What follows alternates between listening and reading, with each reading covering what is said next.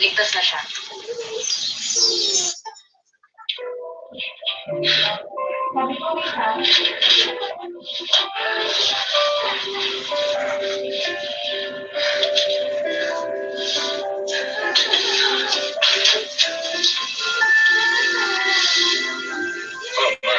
Dahan-dahan lang basta.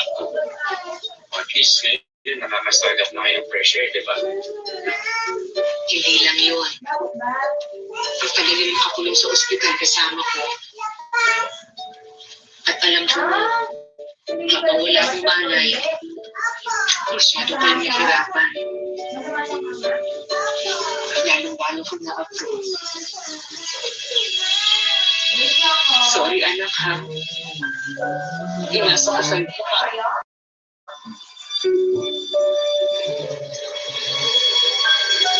Pero huwag ka mag-alala. Pilisan ko pagpapagaling ko. Para makabawi naman ako sa iyo, anak. At para maipakita ko sa inyo na hindi mahina at lalong hindi kalunan ang mama niyo. Salamat, anak. Na-realize ko sa akin ko. At mahal ko pa yung anak ko.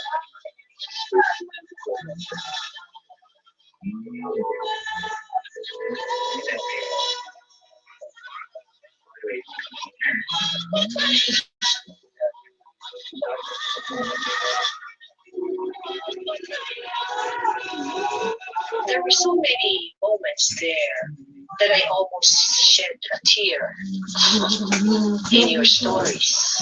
For such a young boy at 20, napakaganda ng pagtanggap mo ng mga challenges sa buhay.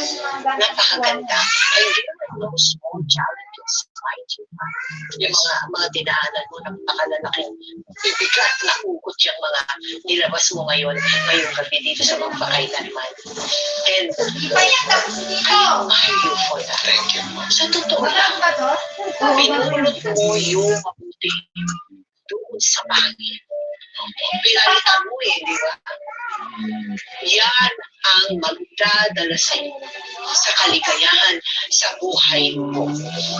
And I will pray to God for you. Thank you, Mom. Na talagang ihandog niya yan sa iyo kasi karapat-dapat ka. Thank you very, very Thank you po, Tita. At talagang, wow! Oo, madami kong kinikilang sa kwento mo. Halika nga dito, ihag mo nga. Sobrang na-enjoy ko po yung interview na. Thank you. As a son and as a brother, maagang namulat si Abdul sa kanyang mga responsibilidad sa kanilang pamilya at umanong muli para harapin ang anumang mga pagsubok na darating ngayon, bukas, at magpakailanman.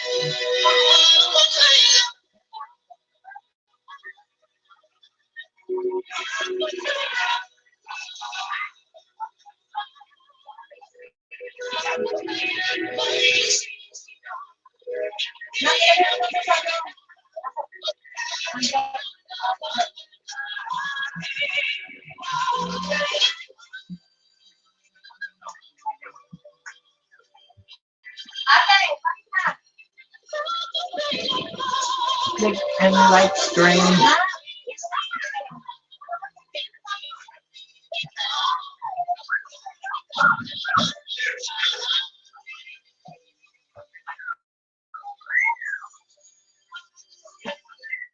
Mga ka-MPK, mag-subscribe sa #MPK Livestream YouTube channel. I-click natin ang subscribe yung channel. Pagkatapos, i-click natin ang notifications bell na below. Maraming salamat mga ka-MPK.